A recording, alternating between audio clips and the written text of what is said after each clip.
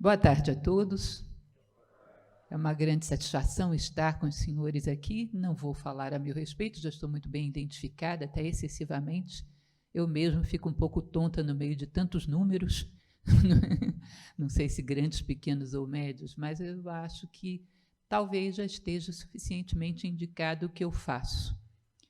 Mas eu gostaria de deixar para vocês um pouco do coração daquilo que eu faço, da essência daquilo que eu faço, numa época onde filosofia é algo, às vezes, tão pouco entendido. Filosofia se tornou um conjunto de conceitualização teórica que não tem nada a ver com aquilo que a gente vive. Porém, eu devo lhes dizer que quando a filosofia nasceu lá no seu berço greco-romano, se pegarem qualquer obra desse período, todas elas, inexoravelmente, são manuais do bem viver. Com o passar do tempo, lá pelo meio do caminho da história, por alguma razão, a filosofia foi afastada da vida prática, foi criado todo um conjunto teórico de pensamentos, de conceitualizações, e não voltou mais. E se distanciou das necessidades humanas do dia a dia. Hoje é difícil que, quando a gente tem uma dificuldade, a gente pense, vou procurar um filósofo, não é isso? Não, vou procurar qualquer pessoa. Filósofo não entra nessa lista. Mas lá na origem da filosofia, ela foi concebida como a mãe de todas as ciências e como a maior conselheira na arte do bem viver. Eu acho curioso que muitas vezes, quando uma pessoa vem me falar, olha, meu filho fica muito tempo na frente de joguinhos. Eu fui olhar um dia desse por que a criança gostava tanto do joguinho. Não vou entrar em detalhes sobre isso agora, desenvolvi toda uma visão sobre isso. Cheguei à conclusão que os joguinhos, na verdade, imitam a vida. E por isso eles são tão interessantes. Tem um propósito claro, tem provas que quando você enfrenta de cabeça elevada, você é elevado a um outro patamar de perícia, um monte de coisas muito interessantes. Uma delas é o tal do tutorial.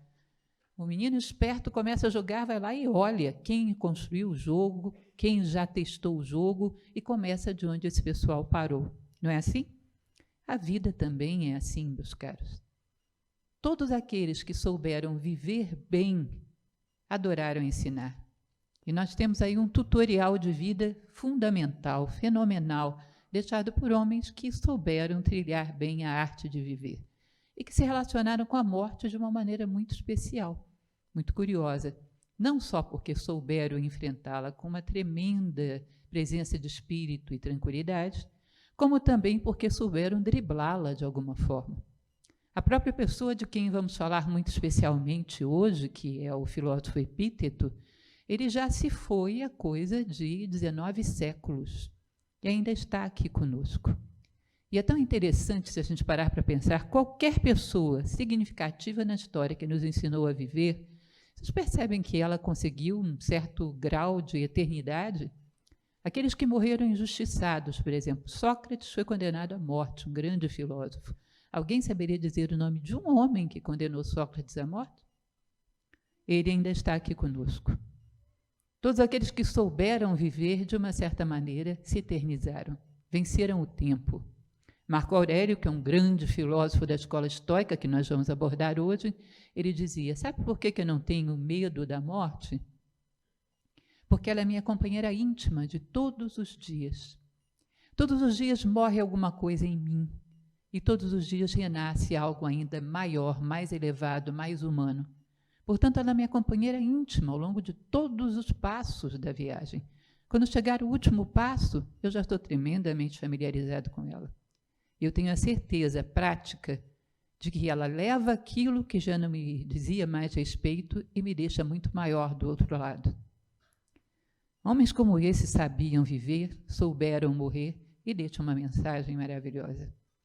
É muito interessante todo esse preâmbulo, que foi importante para mim também, tudo que eu vi até agora, porque realmente é incrível como existe um conselho que ecoa ao longo de todo o período clássico da filosofia. Tomar a morte como conselheira. Todos os dias, tomar, como dizia Marco Aurélio, esse dia como o primeiro, pelo frescor que o primeiro dia tem, de não enfrentar as coisas com estereótipos, com preconceitos, mas também o último. Se eu fosse morrer hoje, o que estaria fazendo nesse momento? O que seria importante para mim? Como me sentiria em relação à minha vida? O ideal seria, se a gente, num determinado momento, pudesse dizer, se eu fosse morrer hoje, o que eu estaria fazendo agora? estaria agora sentadinho aqui assistindo essa palestra, porque é a coisa que me corresponde e é a melhor coisa que posso fazer nesse momento. Quando temos vontade de sair correndo para outro lugar, isso significa que estamos no lugar errado, fazendo a coisa errada. Não estamos coincidindo com aquilo que nos corresponde. Não estamos em paz com céus e terra. Agora vejam, uma pessoa que convive quase que diariamente com a morte, recebe um convite contundente todos os dias para fazer reflexões que o homem comum foge dela de todo jeito. Escapa o quanto pode. Em Brasília, uma ocasião, isso é uma pequena piadinha pessoal, mas real, isso realmente aconteceu. Para quem conhece Brasília, é uma cidade toda setorizada. As coisas acontecem cada uma num canto da cidade. Então, existe um setor funerário. Um belo dia, na superquadra onde eu morava, um cidadão abriu uma funerária ao lado da panificadora. Isso parece uma piada, gente, mas não foi. Um belo dia eu recebi uma embaixada de moradores da quadra na minha casa, onde eles pediam que a funerária fosse fechada, porque todo dia, quando iam comprar o seu pãozinho, tinham que lembrar que iam morrer um dia. E isso os estava incomodando tremendamente. Agora vejam que coisa curiosa, eu ri tanto aquele dia que eu acho que até hoje eles devem estar zangados comigo quando lembram desse momento. E vejam só, o ser humano não acredita na eternidade, mas vive como se fosse ser eterno. Vira as costas para a reflexão que a morte impõe, como se isso fosse evitar a morte de acontecer. Como dizia Carl Gustav Jung, o grande fundador da psicologia analítica, quando viramos as costas para os problemas, só temos uma consequência provável. Eles nos pegam pelas costas. Eles não deixam de existir. Saber lidar com a morte é a mesma coisa que saber lidar com a vida. Por isso eu acredito que esse tema de hoje seja muito propício. Porque estamos falando de uma das escolas de filosofia que mais trabalharam com o tema do viver e morrer como seres humanos, que é o estoicismo. Talvez já tenham ouvido falar dessa escola, porque hoje está super na moda. Sabe-se lá por que cargas d'água? Eu acredito até que Nova Acrópole, a instituição que eu pertenço, deva ter alguma participação nisso, porque sempre gostamos muito de estoicismo. Estamos há 64 anos pelo mundo fazendo propaganda de estoicismo. Estoicismo voltou para a moda porque é uma filosofia para momentos de crise. Ela vai às bases. Ela questiona o mundo moral, a vida moral do homem. Ela constitui uma forma de convencer o homem de que viver é ser virtuoso. E quando ele não o é, ainda que fisicamente em perfeitas condições de saúde, já está de fato morrendo. E mostra o valor da vida e como dar sustentação à vida e como morrer com dignidade, consciente, presente, extraindo todo o ensinamento que esse limite pode lhe dar. Porque é assim mesmo. O ser humano necessita de limites para aprender. Devem ter ouvido falar já de um aventureiro, um viajante brasileiro, que é Amir Klink. Ele fez uma travessia do Oceano Atlântico num barquinho, e ele fala uma coisa muito interessante, que ele agradece ter feito bem essa experiência ao seu pai, porque sempre lhe colocou limites.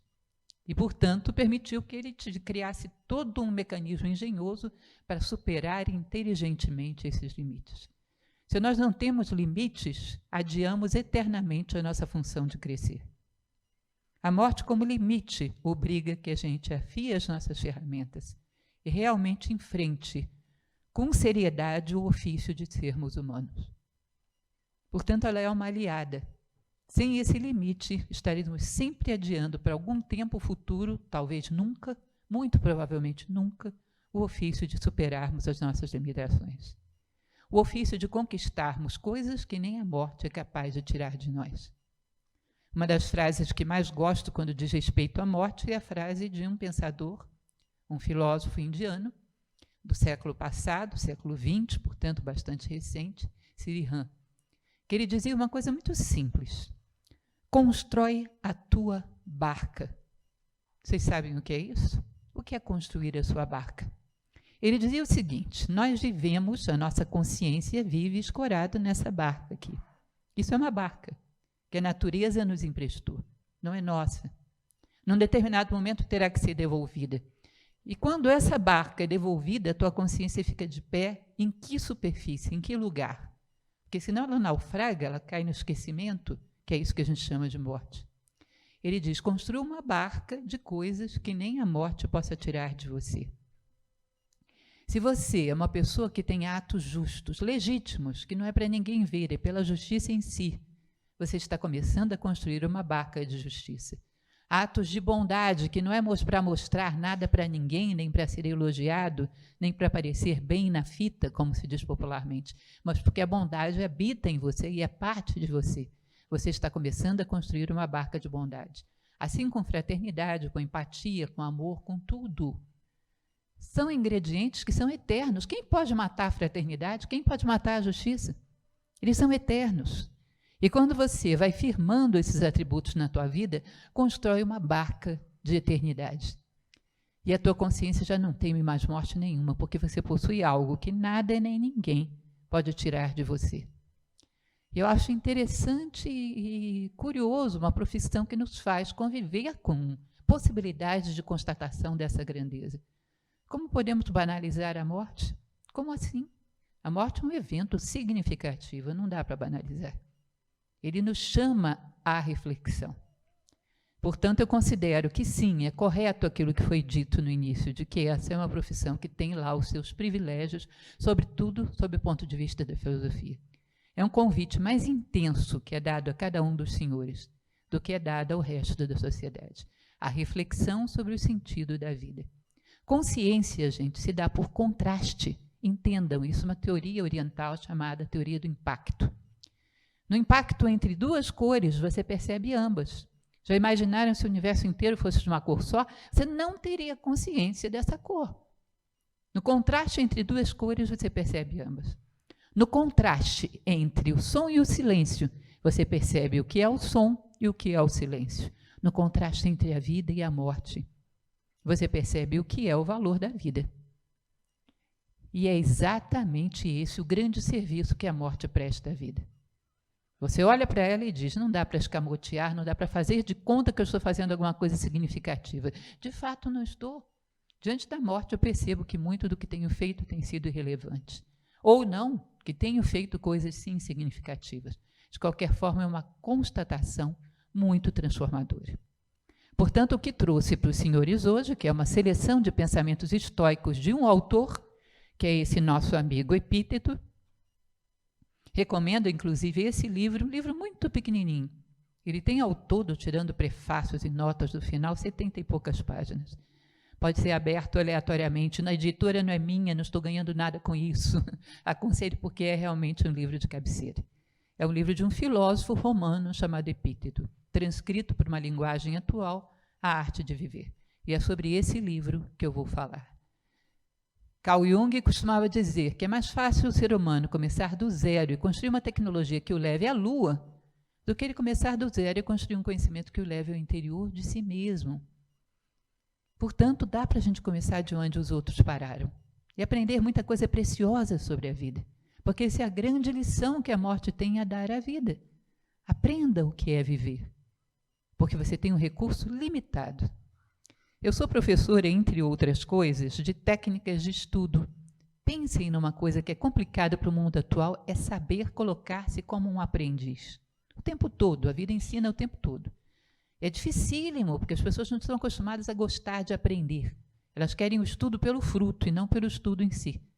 E uma das coisas que eu coloco para elas é, para ser um bom estudante, a coisa mais importante é ter capacidade de síntese. E talvez vocês percebam que a morte é uma preciosa conselheira para ajudar a gente a ter poder de síntese. Eu chego para os meus alunos e digo: todo mundo conhece a história da Branca de Neve? Todo mundo conhece a história da Branca de Neve. Conta para mim em 30 segundos. 30. A pessoa começa: era uma vez. Pode parar com 30 segundos, não tem era uma vez. Madrasta odeia a menina, manda caçador matar, ele perdoa, anões recolhe, madrasta envenena, príncipe beija, felizes para sempre. Concordam comigo? Está bem contado? O essencial da história está aí. Agora me dê 3 horas, que vocês não vão me aguentar, porque eu vou falar de onde veio o mármore Carrara da escadaria da casa da madrasta. Vocês não vão me aguentar. Vocês percebem que eu tenho o essencial conforme o palco que a vida me dá? A morte diz para você: olha, o palco é limitado, busca o essencial. Portanto, ela te pede que tenha uma visão de síntese o tempo todo. Para o filme agora. Síntese do que eu vivi até agora. Eu fiz diferença? para o mundo, para mim mesma, para o próximo. Cícero dizia: certifica-te de que és um fator de soma para as pessoas de cujas vidas participas. Para o filme, eu tenho sido soma na vida das pessoas? Eu tenho sido soma na vida do mundo? Eu tenho feito diferença? Na minha própria vida, eu vou sair daqui um pouquinho melhor do que eu entrei? O tempo todo a morte para a cena e diz: para agora, olha para trás. Fez diferença? Deixou rastro de ser humano? E você tem que saber responder positivamente que sim. Se não, ela te exige um reajuste. Olha que coisa preciosa ela é como conselheira. Ela te obriga a um reajuste imediato de rota. Eu vim aqui para fazer diferença. Eu não vim para viver em vão. Eu não vim só para sobreviver. Eu vim para viver de fato. Enfim, eu trouxe para vocês algumas frases desse pensador, extraídas desse livro, que eu acho que valem muito uma reflexão. Reflexões que podem ser muito bem sopradas e aconselhadas sobre a morte. Ele fala um pouco sobre cada coisa da vida. Eu espero que isso seja inspirador para os senhores. Há uma frase na filosofia que eu gosto muito, que diz o seguinte: a gente não vive daquilo que a gente come. Já pararam para perceber isso? A gente vive daquilo que a gente assimila. Muito daquilo que a gente come, o corpo bota para fora. E o que garante a nossa saúde, a nossa vitalidade, é aquilo que a gente assimila. Vocês acham que no plano mental também não é assim? De tudo que vocês ouviram pela vida fora, quanto assimilaram? Quanto realmente gerou saúde, gerou integridade, gerou capacidade de resposta diante da vida? Só isso foi o que realmente os alimentou.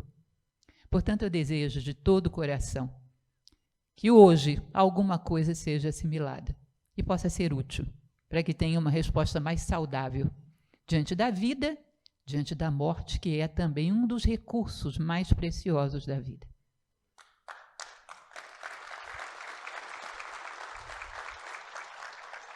Continuando, então, vamos lá. Não vou entrar muito em detalhes sobre Epíteto. Ele era um escravo, só para vocês terem uma ideia. Era um escravo e de um amo cruel.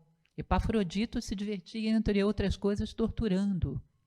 Uma vez quebrou suas 2 pernas em praça pública, para que ele admitisse que, na verdade, não era uma alma livre, coisa nenhuma, era um escravo. E ele disse: aquele que tem aquilo que me interessa, esse é meu amo. Eu não me movimento por interesses, eu me movimento por dever. Portanto, você não é meu amo. Instituiu com isso uma nova noção de escravidão, que é uma coisa sensacional. Eu só me movimento por medo e desejo. Sou um escravo. Quem tem aquilo que eu desejo, aquilo que eu temo na mão, faz de mim gato sapato. E pode haver todas as cartas de alforria do mundo dizendo que eu sou livre. Pelas vossas obras eu os conhecerei. Você, de fato, é um escravo. E era uma pessoa extremamente altiva e deu uma lição de vida fantástica. Ele, sendo escravo, que não era dono nem de si próprio, foi o maior inspirador de um outro filósofo que veio logo depois, que era Marco Aurélio, que era dono do mundo, imperador de Roma. Aquele que não era dono nem de si mesmo, foi o mestre daquele que era dono do mundo. Interessante isso, né? E a filosofia foi útil para ambos, serem altivos, serem dignos, serem homens de verdade. E vamos lá, então. Esse é o livro que acabei de mostrar para vocês, uma outra edição, uma outra capa. Eu vou colocar, inclusive, para vocês as páginas, para que possam, vai que eu convenço vocês a lerem esse livro, possam localizar mais facilmente. Essa é, com certeza, a descrição de felicidade mais completa que eu já vi na minha vida, gente. Não é brincadeira, vejam só. A felicidade é um verbo, é o desempenho contínuo, dinâmico e permanente de atos de valor. Nossa vida é constituída a cada momento e tem utilidade para nós e para as pessoas que tocamos.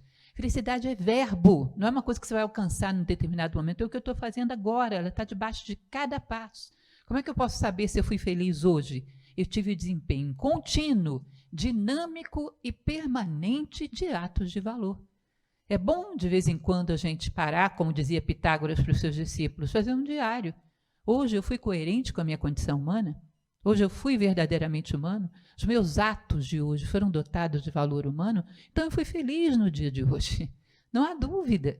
Nossa vida tem significado para nós e para todos aqueles que tocamos, e a felicidade não está em nenhum outro lugar senão debaixo dos nossos passos, quando os nossos passos foram dignos de um ser humano. Já pararam para pensar um ser humano passar por um lugar E quem vem atrás dizer, por esses rastros, por aqui passou um ser humano. Foi fator de soma, foi fator de harmonia. Você sabe, eu vi ainda há pouco uma homenagem a um senhor que eu seria capaz de apostar todas as minhas figurinhas que ele deve ter sido assim, embora eu não tenha tido o privilégio de conhecê-lo. Uma pessoa que simplesmente, sem que ela jamais tenha exigido nada de ninguém, ao entrar numa sala, todo mundo se endireita na cadeira, porque quer mostrar o seu melhor para ele. Porque ele mostra o seu melhor para todo mundo o tempo todo, embora nunca tenha exigido nenhuma contrapartida. Não existem pessoas assim? São raras, mas elas existem. Essas pessoas estão o tempo todo presenteando o seu caminho com atos de valor. E são felizes pelo que são, não pelo que vão ganhar ou deixar de perder no futuro. Não agem por medo e desejo, não são escravos, são felizes pelo que são. Mais uma vez, esse filósofo do século XX, que citava ainda há pouco Siri Han, ele dizia, você deve perder o seu coração todos os dias e depois ir à busca dele. E você descobrirá que o seu coração é o coração de todas as coisas. Você já imaginou em tudo que você faz deixar o seu coração? Ah, no meu trabalho eu gosto do que faço, dá, na minha família dá. E no engarrafamento? Para vocês que são paulistas, isso deve ser uma arte tanto, né? Porque tem engarrafamento num nível que um brasiliense não consegue nem conceber. Em qualquer hora do dia ou da noite. Conseguir ali ter compaixão das pessoas que estão ali, às vezes atrasadas, estressadas, de uma condição de trânsito que não é culpa de ninguém que esteja ali, portanto, ter paciência com as pessoas. E se isso te incomoda demais, ao invés de ficar brigando contra isso, faça aquilo que depende de você, saia meia hora antes de casa ou uma hora antes, e saia tranquilo para não estressar ainda mais a vida dos demais. Dá para deixar teu coração aí? Nossa, é difícil, mas tem que dar. Se é uma experiência necessária na sua vida, tem que dar. Já imaginar olhar para trás, imaginem, olhar para trás a escada, os degraus que vocês já subirem, e verem que em todos eles ficou impresso o seu coração. Isso é felicidade. E isso deixa uma trilha humana. Quem quiser seguir uma rota de vida humana, vai olhar e vai ver. Se eu seguir isso aqui, eu chego a um ser humano. E isso é felicidade. Ponto final. Não precisamos mais do que isso. Isso nos dá direito ao sono dos justos, em perfeita paz com o nosso travesseiro, com céus e com terra. Todas as noites antes de dormir eu me pergunto isso, conversando com o meu travesseiro. Hoje eu sou digna do sono dos justos? Quando ele me diz que sim, é uma maravilha. É a coisa mais compensadora do mundo, é uma noite depois de ter vivido um dia digno dos justos. Isso é felicidade? Quanto mais fazemos isso, mais vamos crescendo e nos aperfeiçoando na capacidade de doação que nos é própria. Portanto, guardem. Esse é o mais maravilhoso, e olha que eu já tive contato com muitos conceitos de felicidade. Tem uma palestra só sobre isso. Não existe nenhum tão bonito quanto esse que eu conheça. Continuando, isso é um homem que soube viver bem, embora grande parte da sua vida tenha sido escravo de um amo cruel, guardem bem isso, e se considerava extremamente feliz. Porque provavelmente sempre teve direito ao sono dos justos. Que mais? Fidelidade é a atitude correta, é crer na vida como um todo ordenado segundo leis, é não querer controlar o que não depende de nós.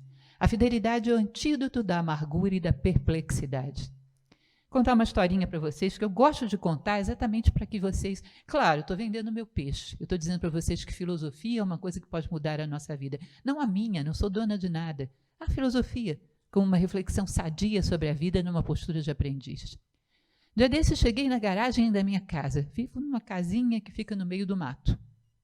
E a minha cadelinha tinha pego a vassoura da parede e estava fazendo uma farra com ela no chão, nha, nha, nha, jogando para todo lado. Eu fui lá, ralhei com ela, tomei dela e pendurei na parede de volta. Quando eu me virei para ela estava com a cabecinha assim, orelha em pé e assim, a sobrancelha meio franzida. É como se ela estivesse me dizendo, se vocês seres humanos são uns doidos. Que diferença tem esse negócio no chão ou ali na parede? Porque brigou comigo. Eu olhei para ela, eu tive que rir. Porque eu disse, ainda que eu falasse a língua dela, eu não seria capaz de explicar isso para ela. Porque ela precisaria de conceitos como ética, como estética, como justiça, que ainda não é o momento dela dominar esses conceitos. Ela tem uma única alternativa. Confiar em mim, perceber o meu amor por ela e retribuir com o amor dela por mim. E caminhar mais, que talvez em algum momento venha a entender. E estava lá pensando nisso, de repente me deu um clique. É a mesma coisa que nós temos que fazer em relação a Deus. Para aqueles que creem em Deus. Quem lida com a morte, em geral, crê. Não é isso? Tem muito mais facilidade de crer. Eu não sou seguidora de nenhuma religião, mas sou profundamente teísta. De uma certa maneira, lido também com a vida e com a morte. Os filósofos também fazem isso. Eu pensei, bom, se eu chego para Deus, eu digo, Deus, pelo amor de Deus, por que da pandemia? Você está sendo cruel, está sendo injusto com a gente, está nos maltratando? Ele deve rir e dizer, olha, minha filha, ainda que eu falasse uma língua que você entendesse, eu não ia conseguir te explicar. Tem um monte de conceitos que você não domina ainda. Caminha, mas nesse momento percebe meu amor por você e retribui com amor por mim e confia. Que lá na frente você vai entender. Você não acha que eles poderiam perfeitamente pensar isso de mim, como eu pensei da cadela? Sabe o que é isso? Confiança no universo ordenado. Não existe causa, o universo é cosmos. Nada acontece ao homem que não seja próprio do homem. A minha necessidade de experiência me traz determinadas situações para me prevenir de dores maiores no futuro. Se eu não supero essa situação agora, se eu não caminho no meio dessa crise e saio maior do outro lado, pode ser que seja apanhado na frente por uma coisa muito maior e muito pior. Ou seja, se eu confio na vida, eu digo, está sendo doloroso, mas eu estou aprendendo. E caminho no meio disso e saio maior do outro lado. Isso é o que você deve exigir de todos os problemas, de todas as crises. Que eu saia do outro lado maior. Que eu só saia se for para sair maior. Sabe quando a gente entra numa loja para pechinchar uma mercadoria? Quero muito essa mercadoria, preciso dela. Aí pechincho. O cidadão é mau comerciante à beça, não faz nada de desconto. Depois de me desgastar muito, lá eu resolvo pagar. Tá bom, toma aí. E vamos embora e deixo a mercadoria em cima do balcão. Vocês imaginam essa situação? É mais ou menos o que a gente faz. A gente briga com a vida, está caro, estou sofrendo demais. No final, paga o preço. Não tem outra alternativa, paga o preço. Mas sai e deixa o aprendizado em cima do balcão. Paga e não leva. Não é assim? Portanto, uma forma de nos colocarmos diante da vida é confiar que nada acontece ao homem que não seja próprio do homem. Isso é Marco Aurélio. Nada acontece à Lúcia que não seja próprio da Lúcia. A minha necessidade de crescer e o meu poder pessoal, individual ou coletivamente, atrai à minha vida aquilo que eu preciso viver para crescer. Se não fosse essa situação, seria outra, mas eu precisava passar por aí. E essa confiança faz com que todas as dores sejam muito mais amenas e suportáveis. E mesmo aquelas coisas que não conseguimos responder adequadamente, como, por exemplo, o mistério da vida e da morte. Quando a gente confia, a gente caminha cada vez mais rapidamente para ver. Agora, não confie, e você vai ficar eternamente lutando contra a vida. Desculpe, tenho que ir mais depressa. Aqui estou eu. Vamos lá. A bondade é a prática e a própria recompensa. Basta-nos para sermos felizes. Já sentiram isso? O maior prêmio de quem age de forma humana é justamente estar agindo. O maior prêmio de quem pratica compaixão e empatia é justamente estar praticando. Se você precisa de algum prêmio exterior, posterior a isso, é sinal de que isso não é bem a bondade, não é bem a empatia. Não tem uma curiosidade vital de saber o mistério do outro, e isso é empatia. Eu sou professora de filosofia, gente, há 33 anos. Vocês sabem o que é a primeira coisa que eu digo para um aluno que chega para aprender alguma coisa comigo? Primeiro lugar, não sou dono de verdade nenhuma. Segundo lugar, tenho ânimo de aprendiz. Quero aprender o tempo todo. Os oráculos de Delfos, a tradição grega, uma das frases que tem lá, que eu acho super bonita, os códices de Apolo, diz o seguinte: eu te ofereço o meu mistério em demanda do teu. A minha essência, toma aqui, e eu quero saber a tua. Eu não sou dono da verdade. Eu quero ver o mundo pelo teu ângulo, eu quero somar com o meu. Isso faz com que a vida seja crescimento, com que a vida seja dotada de sentido. O que mais temos aqui? Devemos afinar nosso caráter como se fossem as cordas de um instrumento. A bondade é o sutil reajuste do nosso caráter durante toda a vida. O que é tempo real? Tempo real é medido por passos em direção a uma condição humana mais plena. Hoje eu sou mais humano do que eu era 10 anos atrás? Um pouco mais compassivo, um pouco mais íntegro, um pouco mais capaz de realmente me comprometer com a dor do outro? Sim, então passou tempo para você. Se não, passa o tempo biológico, cai o cabelo, a barriguinha dá aquela crescidinha básica, né? mas você não deu um passo em direção ao ideal humano. Não existiu tempo para você. Entendam isso.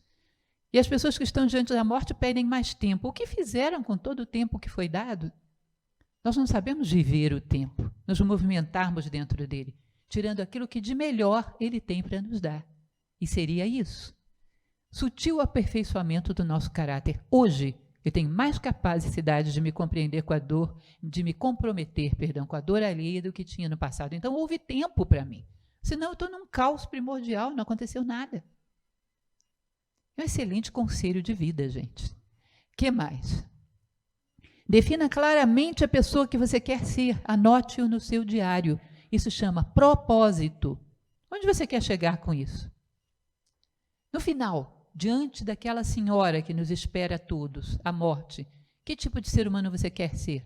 Anote, isso é o teu propósito de vida. Aí você automaticamente sabe que quando você está caminhando para ele, você está certo, você está sendo justo, está sendo honesto, está sendo íntegro. Quando está indo na direção contrária, desonesto, corrupto, etc, etc. O que é uma pessoa honesta, para quem não quer chegar em lugar nenhum? Me expliquem. Não sei o que eu quero ser. O que é ser honesto? Fazer o que todo mundo está fazendo? Olha, moda não é boa, conselheira. Nunca foi. Se você for seguir a moda física, a última moda da passarela de Paris, o pior que pode acontecer é você ficar um pouco ridículo, porque às vezes é ridículo mesmo. Não é isso? O pior disso é moda mental, pensar como todo mundo pensa, não pensar, ser pensado. Vocês já viram hoje como é que funciona os sistemas de cólera e paixão? Todo mundo odeia um personagem que está na moda odiar. Por que você odeia? Não sei não, mas todo mundo odeia, deve ser assim mesmo. Até sentimentos se massifica. Que tipo de vida é essa? Então, evidentemente, nós deveríamos definir um propósito na nossa vida e sempre estar olhando para ele para saber se estamos indo na direção correta ou na direção contrária. Daí o conselho do diário, que era também um conselho de Pitágoras para os seus discípulos, checar o que eu fiz do meu dia. Nós não vivemos tanto assim para um dia ser uma unidade desprezível. O que eu fiz hoje? O que eu tirei de proveito para a minha vida? O que eu vou levar daqui para casa? Esse dia fez diferença na minha vida? Ou eu só sobrevivi?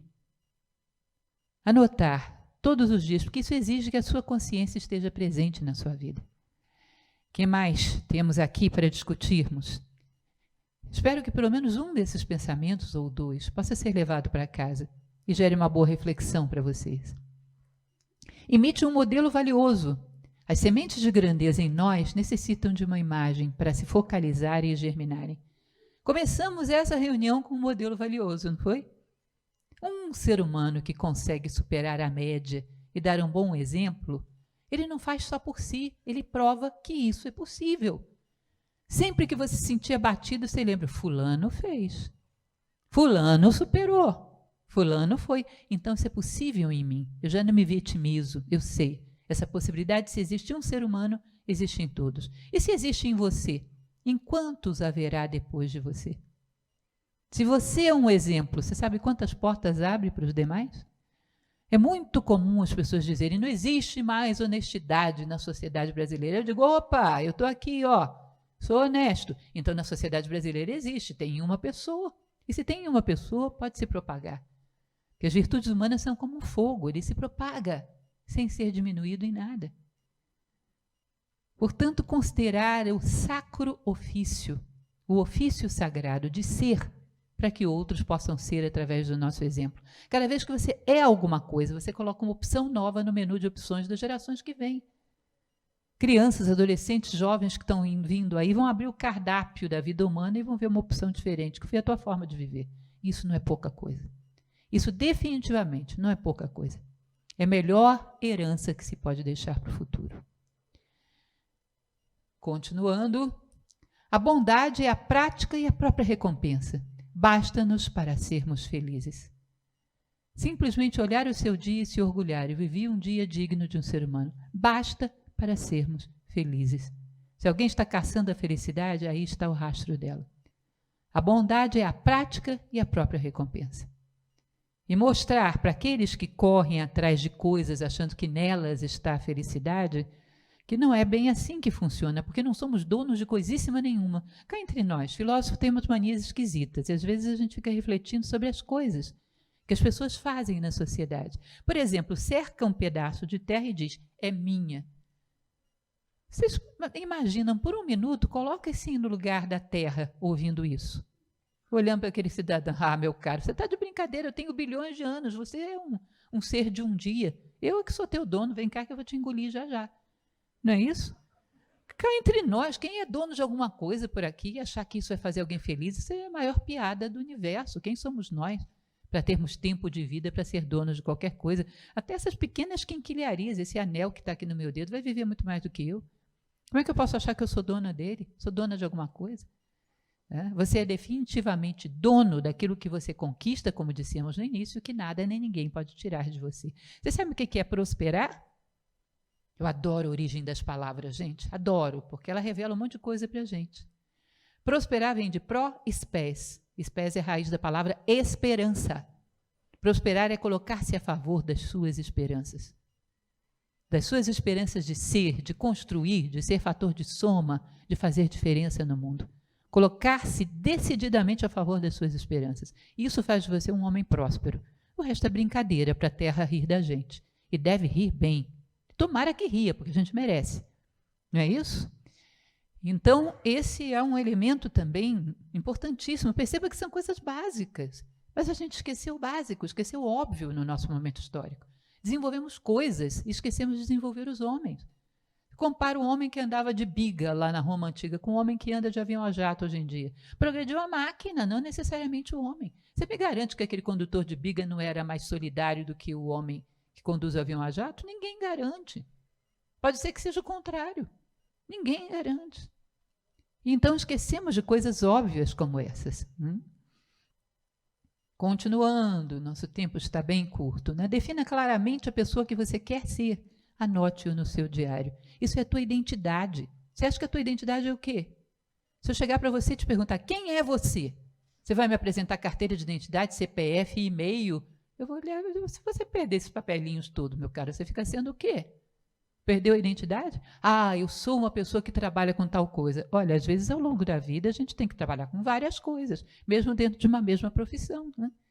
Você é só isso? Se você deixar de fazer isso, deixa de ser você? Eu moro em tal endereço. E se mudar? Perde a identidade? O que é você? Você é aquela virtude, aquele valor que você quer alcançar lá no horizonte. Os egípcios diziam isso, que são imputados como talvez um dos povos mais sábios da história. Teu nome interno está no horizonte. Quem é a Lúcia? Aquela que quer ser fraterna e justa lá na frente. Essa é a Lúcia. E a partir disso eu sei se hoje eu estou sendo coerente com a Lúcia ou não. Defina o que você quer ser. Inspire-se num modelo valioso e defina o que você quer ser. Passando adiante. A filosofia faz a exposição das premissas falsas de nossas vidas, que são as causas do mal. Exige coragem. Filosofia existe para isso. Ela é uma chata, sob um ponto de vista. Sob outro é maravilhosa. Depende de por onde você olha. Não é assim?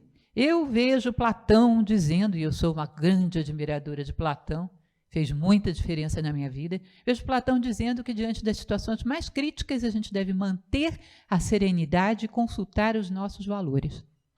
Ele diz isso. Aí eu vou para o engarrafamento. Brasília também tem, menos, mas tem. Vou para o engarrafamento. Chego lá e eu digo, olha, aqui não dá para praticar Platão. No tempo de Platão tinha engarrafamento? Não tinha. Biga em garrafa? Que eu saiba, não. Portanto, aqui o jeito dele não adianta nada, aqui tem que ser do meu jeito. Aí buzino para todo mundo, saio dando fechada para mudar de pista de qualquer maneira, aquele estresse. O que acontece? Chego atrasada do mesmo jeito e irritada, e irrito todo mundo à minha volta. Tem uma hora que você tem que pegar o caixa 2 mental e colocar em cima da mesa e dizer, rapaz, era melhor a ideia do Platão, você não está vendo que você está acabando com a minha vida? Não existe o seu jeitinho é uma besteira. É uma brutalidade, é uma irracionalidade, não tem segundo jeitinho.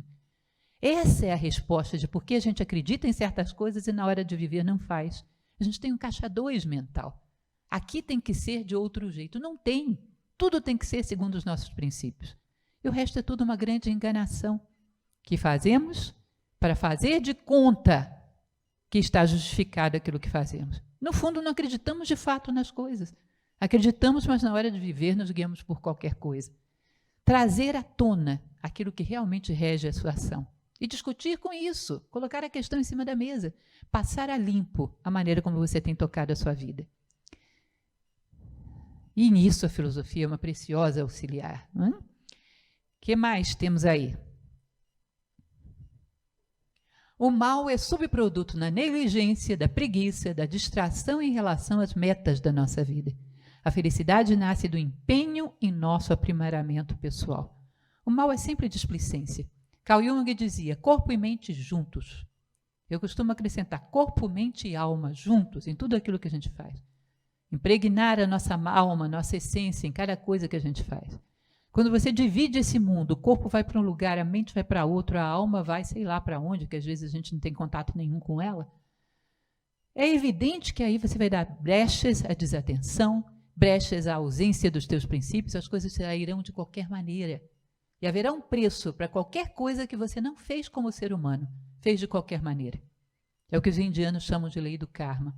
Cada lugar onde você esteve presente pela metade ficou com 50% de dívida do que você poderia ter feito ali. E o que você fez atende só metade da necessidade daquele que foi atendido por você. Corpo e mente juntos, de preferência corpo, mente e alma juntos. É um dos princípios da filosofia. Essa é a disciplina que temos que lutar para ter. Qual o melhor lugar do mundo para eu estar agora? Aqui. Corpo, mente e alma juntos. Se isso entrou na minha vida, é porque tem algo a me ensinar. Desconfie das convenções sociais. O novo não é necessariamente bom. Apoie apenas aquilo que tem sentido de justiça, humanidade, bondade, etc. Sabe o que significa isso? Pense por si mesmo. Feche os olhos e procure na sua mente qual ideia está na sua mente nesse momento que é realmente sua.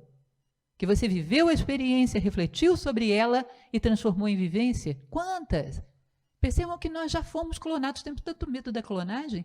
A maior parte do que adquirimos vem da massa, do que todo mundo pensa, ousar pensar por si próprio. Quer uma prova disso? Vivemos um momento tremendamente cruel, não só pelas dificuldades que atravessamos, mas também porque tem sido fortemente disseminado pela mídia, pela cultura em geral, que o ser humano não vale nada. Ou não é assim? Você abre o jornal todo dia, o ser humano é corrupto, o ser humano não presta, o ser humano não sei o quê. Quando não pegam o ser humano, pegam só o brasileiro não presta, o brasileiro é corrupto, o brasileiro é não sei o quê. Gente, crescer acreditando em si próprio já é difícil. Sem acreditar, desista. Isso é um tipo de descrença que nos paralisa, não deixa chance de aperfeiçoamento, não deixa chance de realização. Agora, vejam bem, eu tenho 57 anos de idade muito bem vividos, diga-se de passagem. Ao longo desses 57 anos, quantas pessoas eu conheci que eram realmente bandidas, corruptas, ladras, ou seja, criminosos, pessoas com um caráter muito deturpado? Deve ter sido menos de 5% das pessoas que eu conheci na minha vida que eram assim. 95% eram pessoas que, se não eram excepcionais, pelo menos queriam viver a sua vidinha, criar seus filhos, não queriam o mal de ninguém. Excepcionais mesmo foram poucas, mas a maioria pessoas normais. Por quê? A minha experiência de vida me diz que 5% ou menos das pessoas que eu conheci eram realmente corruptas, ladras, seja lá o que for. Por que eu deixo que a mídia me convença que 100% da humanidade não vale nada? Você percebe que isso é um contrassenso? Porque eu não confio em mim mesmo, na minha capacidade de ver a vida, de refletir sobre o que eu vejo. Quem me convenceu que a minha visão não vale nada e que eu tenho que comprar o software vida pronto, só dar o play? Está tudo pensado, está tudo decidido e o que está na moda vale mais do que eu estou vendo. Quem te convenceu dessa balela? Quem? Ninguém vai te dispensar do ofício de pensar a sua própria vida. Nunca. E, evidentemente, se não fazemos isso, não vivemos. Delegamos o direito de viver, colocamos na mão de terceiros. Você tem duas opções para fazer a sua viagem da vida. Ou vai no banco da frente, guiando na direção que você elegeu conscientemente, ou vai no banco de trás, de olhos vendados, sendo conduzido não sabe por quem, nem sabe para onde. A única coisa que você exige é que o banco de trás seja confortável. É isso? Que tenha um serviço de bordo muito agradável e que seja um banco bem macio. O resto não interessa. Isso é massificação e a gente vive no auge disso. Cada ser humano que respeita a si próprio e confia em si próprio quebra esse estigma e começa a gerar uma referência de humanização. É assim que funciona. Enfim, teria 1000 coisas para falar para vocês, mas isso daria um curso de 3 horas. Aqui apenas algumas dicas para provocar a reflexão. Eu já cheguei ao ponto, gente, de fazer uma pesquisa de modismos ao longo da história uma vez. Peguei modismos em épocas críticas. Época da Inquisição, na Idade Média, época do nazismo, na Alemanha nazista. O pensamento da moda, em geral, é péssimo.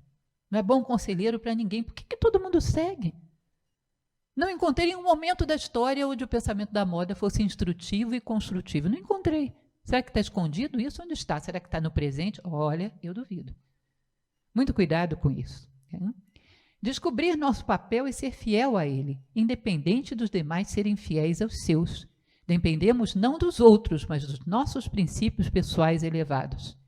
Traduzindo em bom português, eu não sou honesto, mas ninguém é. Olha só se alguém é honesto. O que o cidadão está me dizendo quando ele diz isso?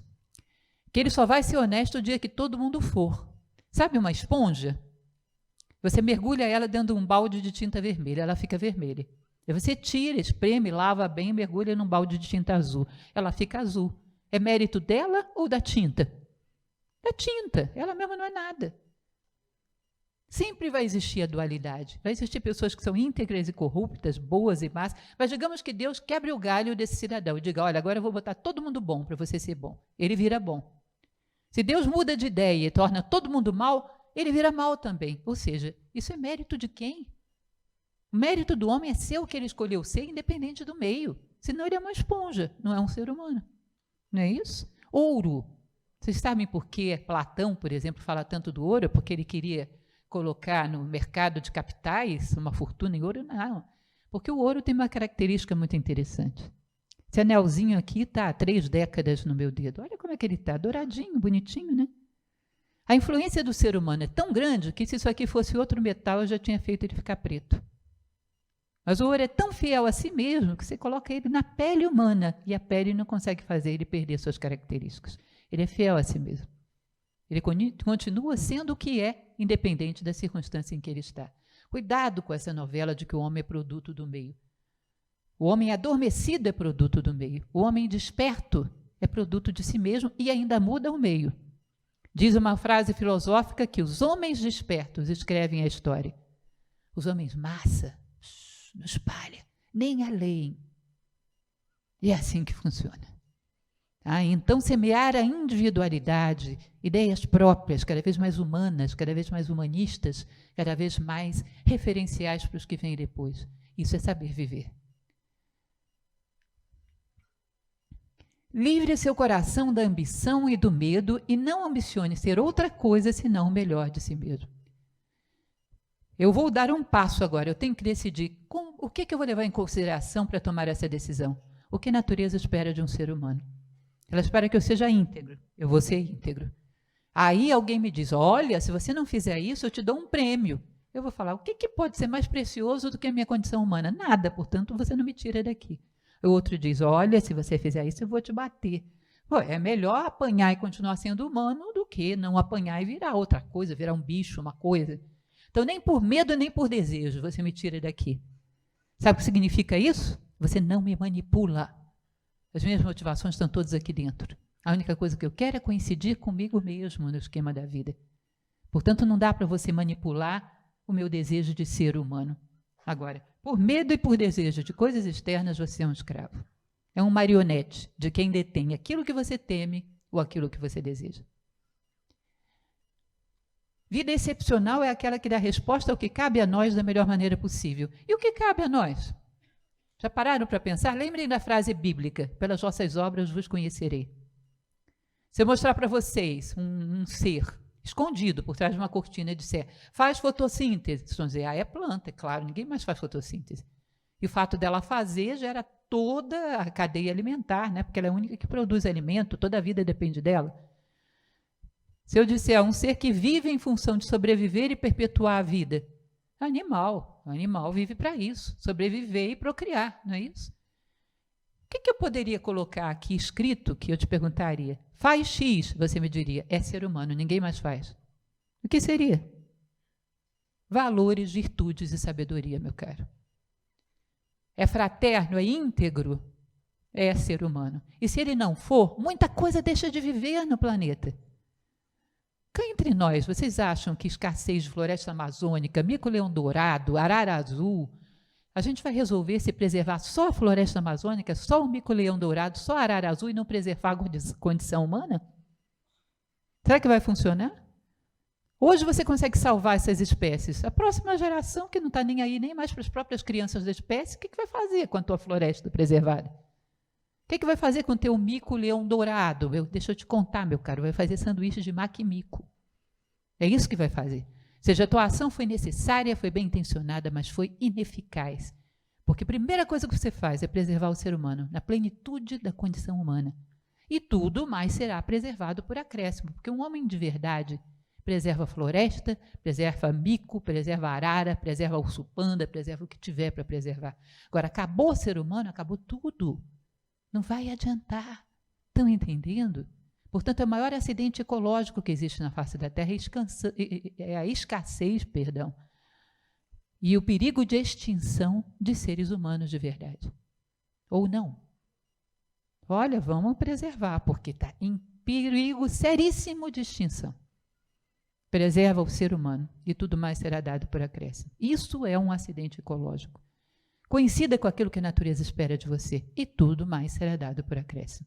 Esse verdadeiro ser humano preserva tudo o que tiver que ser preservado.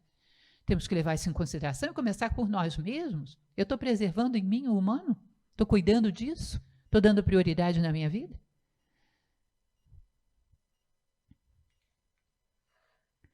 Não há bom ou mau acontecimento. A boa pessoa que sempre se indaga, qual a coisa certa a fazer agora?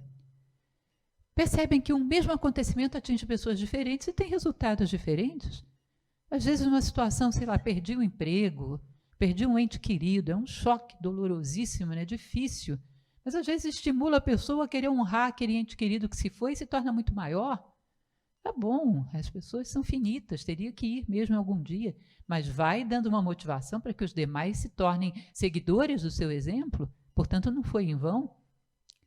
Perdi um emprego, de repente é onde você começa a desenvolver criatividade, encontrar uma via que é realmente o que o mundo precisa de você, ao invés de ficar mecanizado numa coisa que não era o seu lugar, porque se fosse você teria ficado lá. Nada acontece ao homem que não seja próprio do homem. Tem gente que passa por uma crise e é arrasado, tem gente que passa por uma crise e é propulsionado para cima. Já ouviram falar da história do cavalo no buraco? Quem conhece essa historinha? Cavalo antigo caiu no poço, você me desculpe contar de novo. Caiu no poço, as pessoas olharam, está muito difícil tirar ele daí, ele é muito velho, vamos contribuir para ele morrer mais rápido, para não sofrer tanto. Começa a jogar terra em cima do pobre do cavalo. O que ele faz? Começa a relinchar, pular e vai pisoteando a terra, vai caindo debaixo das patas dele. Daqui a pouco o poço está tão raso que ele alcança a borda e vai embora. Você concorda que se ele tivesse ficado se vitimizando, se lamuriando, estava lá no fundo do poço? E a mesma terra que o mataria foi a terra que o resgatou? Ou seja, a terra é boa ou má? O que é a terra? A terra não é nada, é terra, os homens. E o que eles fazem com a terra é que é bom ou mal. E esse é um posicionamento que pode mudar muito a nossa postura diante das dificuldades. Dar nome certo às coisas, constatar e não julgar. A maior parte do nosso sofrimento, da nossa crítica, de toda a poluição que jogamos no plano mental da humanidade é suposição, não é real. Epíteto dá um exemplo que eu acho super engraçado. Nunca diga, fulano lava-se mal. Diga, fulano banha-se depressa. Então, se eu perguntar, eu vou te dizer, olha, fulano tomou banho em 2 minutos, 35 segundos e 2 décimos. Se ele se lavou bem ou mal, não sei, não olhei, vai que ele é rápido. Não é isso? Isso é uma brincadeira, mas vejam que as nossas situações de vida são assim. Fulano, olha o que ele fez, você viu? Não, você está julgando por aparência, segundo um padrão que você mesmo inventou. E em cima disso cria ódio, cria divisão, cria sectarismo. Em cima disso, fecha experiências, rompe com pessoas. Bom, para de criticar tanto. Julga aquilo que você viu e se comporta em relação àquilo que você viu, com sensatez, com equilíbrio, sem inclinações de querer rebaixar ou promover ninguém artificialmente. Seja fiel, sensato, lúcido, fiel àquilo que se apresenta a você. Sem dar asas a uma fantasia que, em geral, escorrega para o pior. Dificilmente vamos interpretar fulano tomou banho em 2 minutos e 35 segundos porque ele é o recordista mundial de como tomar um banho perfeito em pouco tempo, economizando água. Não, a gente vai julgar. Lavou mal. Não é isso? Nossa fantasia dificilmente inclina para o positivo, inclina para o crítico, inclina para o negativo. Portanto, cuidado com a fantasia. Vocês vão ficar muito chocados se eu disser para vocês que grande parte, talvez a maioria das decisões que a gente tomou na vida foram baseadas em fantasias e não em fatos. Pode ser até que haja fatos, mas você influa ele com a fantasia. E gerou equívocos, exageros, distorções que poderiam ter sido poupadas se a gente tivesse um pouco mais de lucidez. Isso faz parte da técnica, da arte de viver bem. Contemplar o mundo com frescor, sem esquemas prévios. Todos sabemos muito pouco. Arrogância é máscara da covardia. Pasmem, um dia desses eu estava vendo, gosto muito de olhar esse tipo de coisa, artigos sobre linguística, sobre o rictus facial. A expressão facial de uma pessoa, vocês já viram algum programa sobre isso? Uma pessoa, quando está com um sentimento de inveja, ela tem, a telenovela até imita, né? A gente bate o olho e já sabe, fulano está com inveja, aquele olhar assim meio... Tem um rictus facial que demonstra o sentimento que você está tendo.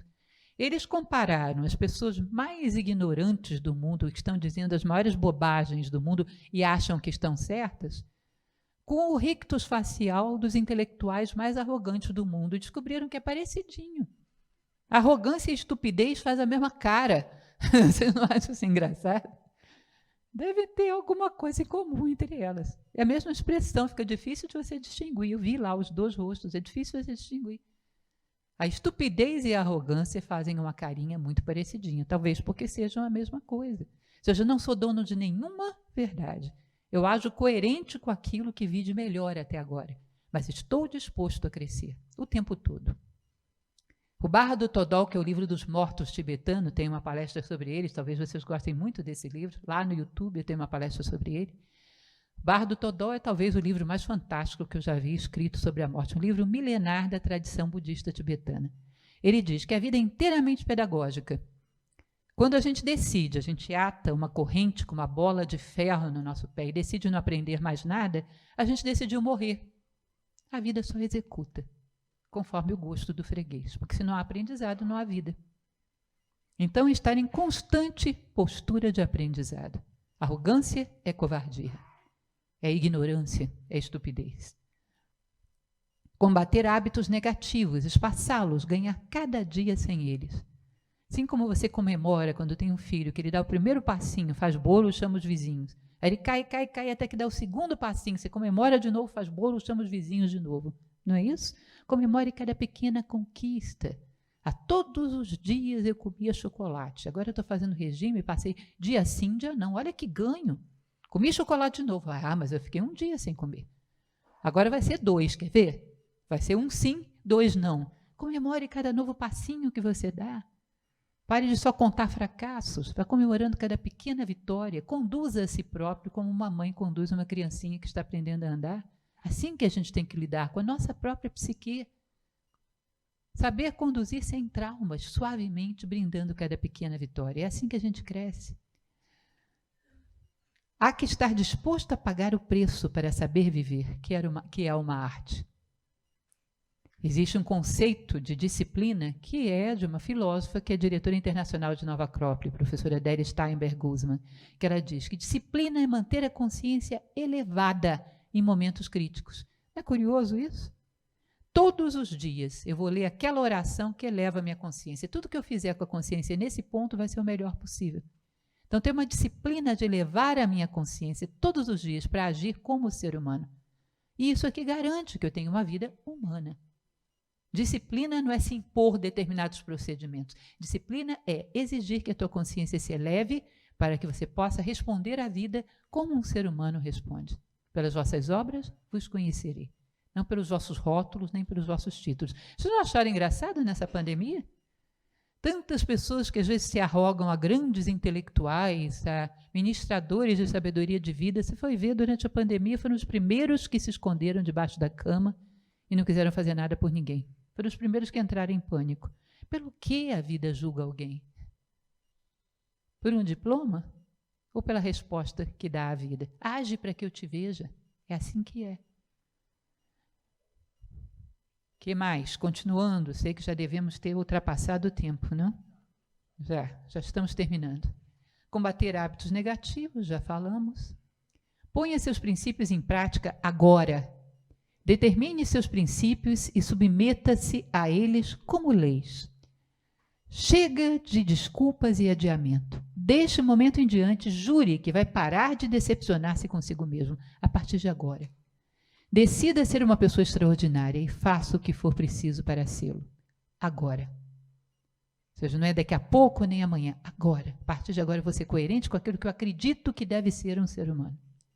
Se você não faz isso num determinado momento, vai passar a vida inteira adiando o ofício de viver como ser humano, que a gente adora fazer, já, daqui a pouquinho. Me lembro de uma vez, quando eu comecei a dar aula de filosofia, que um aluno falou, estou adorando, mas eu tenho que resolver uns probleminhas pessoais, já eu volto. Um dia desse apareceu, 30 anos depois. Eu ainda admirei dele aparecer. Achei que não aparecesse mais. Não adie o ofício de começar a viver como ser humano. Enfim, é isso.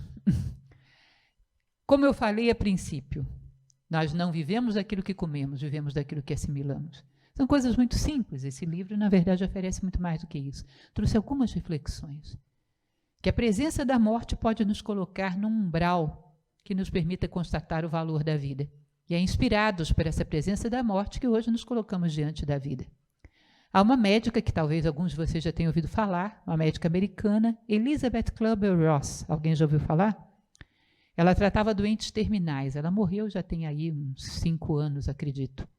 Ela fala uma coisa interessantíssima, gente, num livro chamado Sobre a Morte e o Morrer. Recomendo. Ela tratava doentes terminais, pessoas condenadas à morte. E ela disse, quanto mais materialista uma pessoa é, maior é a chance de que ela não consiga chegar consciente ao momento da morte. Ou ela entra em processos de coma, ou ela perde a memória, ela vai entrar em algum processo de fuga. Sabe por quê? A morte vai obrigá-la a constatar que aquilo em função do qual ela viveu era tudo uma fantasia. E ela já não tem mais tempo de mudar nada. E ela não suporta essa constatação. Então ela se evade da constatação. Embora ela não esteja consciente disso, ela se evade dessa constatação que ela não suporta. Já viram alguém diante da morte pensando em quantas cifras tem a sua conta bancária? Ou se alguém estacionou bem o carro na garagem, ou seja lá o que for?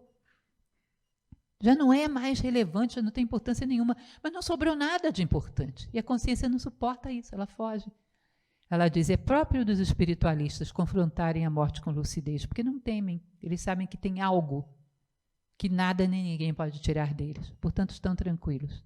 Agora, a hora da morte é tarde para a gente fazer essa constatação. Já não tem mais tempo para mudar nada, mas através da reflexão, através da filosofia, a gente traz essa constatação agora, nesse momento. Toma a morte como conselheira e diz, se fosse morrer amanhã, eu construí algo que seja sólido e que me coloque de pé diante do passado e do futuro, e que me dê chão, que eu não tombe com isso, que eu não me sinta devastado. Eu já construí isso. Se não construiu, corre atrás, porque a gente não sabe por quanto tempo ainda. A gente não sabe quanto tempo ainda pela frente. Essa mesma doutora Elizabeth Kubler-Ross, ela nos falava de uma senhora que tinha um problema muito grave de saúde e que tinha uns 3 ou 4 anos de vida pela frente. Procurou vivê-lo da melhor maneira possível. E, curiosamente, as pessoas à sua volta, da família, o seu núcleo familiar, todos sofrendo bastante com aquilo. O que ocorreu é que essa senhora, quando chegou o prazo realmente final, que ela terminou por falecer, todos aqueles parentes que sofriam por ela já tinham ido antes, por alguma razão. Ninguém de nós pode saber. Uma pessoa está com uma doença grave, talvez tenha 1 ano de vida. Quem de nós não vai antes? Todos nós sabemos que isso não é uma visita com hora marcada. Enquanto ainda temos tempo, procuremos viver o aviso da morte. Olhar para a nossa vida e ver algum propósito, algum sentido que nos coloque de pé. Garantir a nossa consciência, garantir que não vivemos em vão. E que isso seja uma reflexão preciosa para os senhores. Muito obrigada.